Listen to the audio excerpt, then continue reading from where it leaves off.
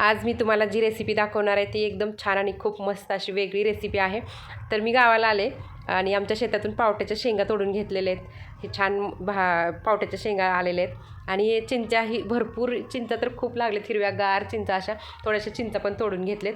आणि आजची रेसिपी आपली आहे मराठवाडा स्पेशल लातूरची ही भजीची भाजी बोलतात, ह्याला भजीच बोलतात।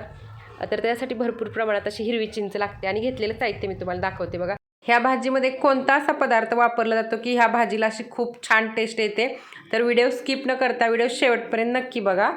शेंगदाणे हरभरे रात्रभर भिजवून घेतलेत एक वाटी, आणि हे आहे तुरीच्या शेंगा सोलून घेतलेल्या आहेत। थोडासा पावटा, 1 वाटी पावटा, 1 वाटी वाटाणा घेतला आहे आणि थोडंसं बेसन पीठ, अर्धी वाटी चिरलेली कोथिंबीर, अद्रक लसूण पेस्ट घेतलेले, हिरवी मिरची अद्रक लसूण अशी पेस्ट आहे ही, आणि थोडंसं लसूण अद्रक पण घेतलेलं आहे मी सोलून, लसूण घेतला आहे। ही 1 वाटी निवडलेली मेथी आहे, ही हिरवी चिंच आहे आणि 1 वाटी चिरलेली कांदा पात आहे बघा। आता सगळ्यात महत्त्वाचं हिरवी चिंच लागते ह्या भाजीला। ह्या चिंचेमुळे भाजीला खूप छान टेस्ट येते। 2 वांगी होती माझ्याकडे, ती पण घेतलेली आहेत मी।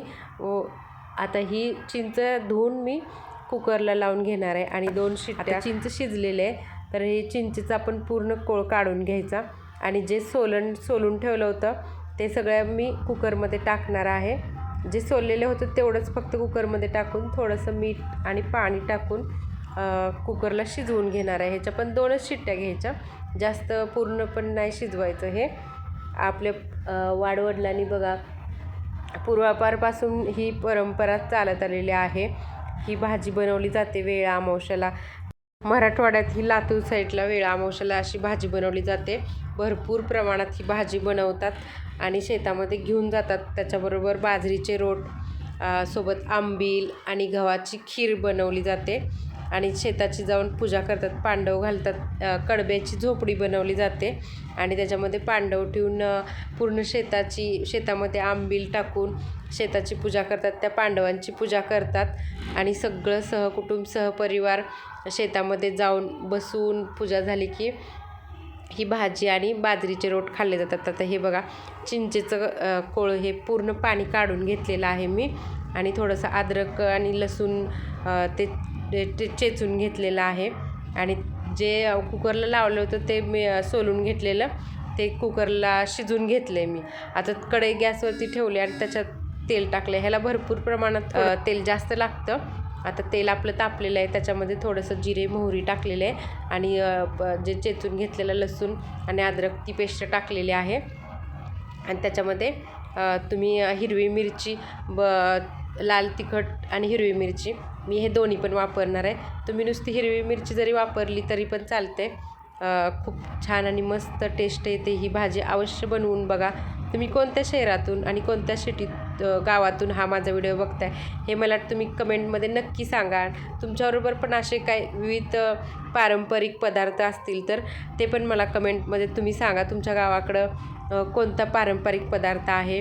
आता हे चिरलेली मेथी आणि कांदापात मी टाकून घेतलेले आणि जे घरी मसाले होते माझ्याकडं, लाल तिखट आणि घरी बनवलेला मसाला तो, आणि थोडासा 2 चमचे गरम मसाला टाकला आहे मी आणि ते चांगलं हलवून घेतले आणि त्याच्यानंतर हे कुकरमध्ये जे मी शिजवून घेतलेलं होतं ते पण त्याच्यामध्ये टाकायचं आणि चांगलं शिजवून घ्यायचं। थोडीशी हळद आणि थोडंसं मीठ पण ह्याच्यामध्ये टाकायचं आपण।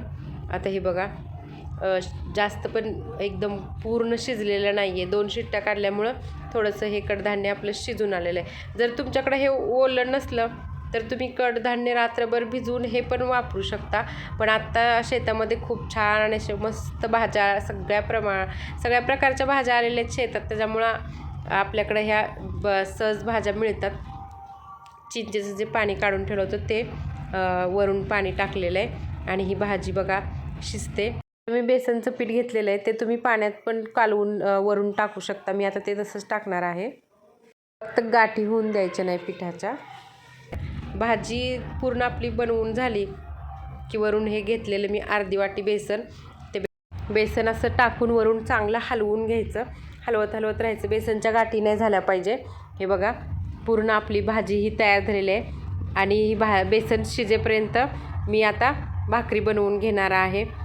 ज्या आपल्या पारंपरिक रेसिपी आहेत ह्या त्याच्या सर्व आपल्या पिढीला माहिती झाल्या पाहिजेत, म्हणून व्हिडिओ नक्की बघा. माझ्या चॅनलला लाईक करा आणि माझा व्हिडिओ कसा वाटला हे मला नक्की सांगा.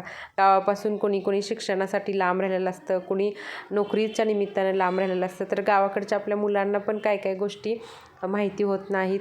ह्या माहिती झाल्या पाहिजेत आणि ते पिढ्यानपिढ्या ह्या असं चालत राहिलं. ह्या भाजीसोबत बाजरीचे रोट बनवले जातात. बाजरीचे रोट आणि ही भाजी खाल्ली जाते आणि त्याच्यासोबत गव्हाची खीर आणि ज्वारीचे आंबील बनवून सर्वजण शेतामध्ये घेऊन जातात. तिथं पांडवांची पूजा केली जाते. पूर्ण शेताला नैवेद्य दाखवतात आणि सर्वजण अंगत पंगत करून ही भाजी आणि बाजरीचे रोट खाल्ले जातात.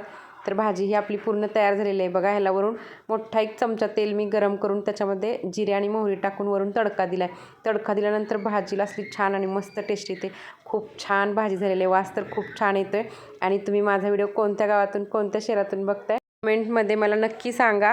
आणि धन्यवाद माझा शेवटपर्यंत व्हिडिओ पाहिल्याबद्दल. व्हिडिओला लाईक करा, चॅनलवर नवीन असेल तर सबस्क्राईब करा. मी ही भाजी बाजरीच्या भाकरीसोबत टेस्ट करणार आहे आणि सर्वांना बाजरीच्या भाकरीसोबत खायला देणार आहे. भाजी बनवा, खा. व्हिडिओ आवडल्यास सर्वांना व्हिडिओ शेअर